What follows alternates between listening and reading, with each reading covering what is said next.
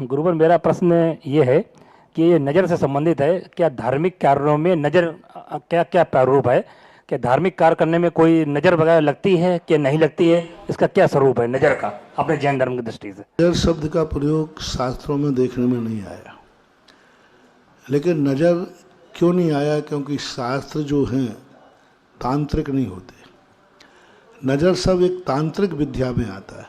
हमारे यहाँ 3 विद्याएं हैं, यंत्र, मंत्र और तंत्र। इन 3 तरीकों से, यंत्र आप जानते हैं, जो आप लोग मशीन वगैरह, ये टीवी, मोबाइल, माइक, ये सब यंत्र कहलाते हैं। पर का आलम्बन लेने से जो कार्य किया जाए वो यंत्र। मंत्र जो हैं वो अपनी साधना शक्ति से आते हैं। मंत्र ना, जैसे अपन तप कहते हैं, ध्यान कहते हैं, स्वाध्याय कहते हैं, सब मंत्र हैं। और एक होता है तंत्र विद्या। तंत्र विद्या के अंतर्गत स्थितियाँ बनती हैं ऐसी कि कभी कभी जब कमज़ोर व्यक्ति होता है तो सामने वाले की दृष्टि से उसके जीवन में कुछ ऐसी परिणतियाँ आती हैं। तो इसके उल्लेख कुछ कहावतों में मिलते हैं और परंपरा से मिलते हैं।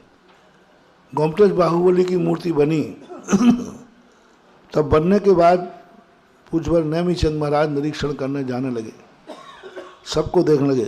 तो शिल्पी ने उसको पर्दे में बंद रखा था, और जैसे ही महाराज ने कहा पर्दा हटाओ, तो शिल्पी कहता रुको थोड़ा महाराज, और उसने जाकर छेनी से जाकर एक नाखून तोड़ दिया। बोले क्यों तोड़ दिया? बोले नाखून नहीं तोड़ता तो गर्दन टूट जाती। बोले मूर्ति बनी ही इतनी अच्छी है कि इस पर दृष्टि दोष पड़ सकता है।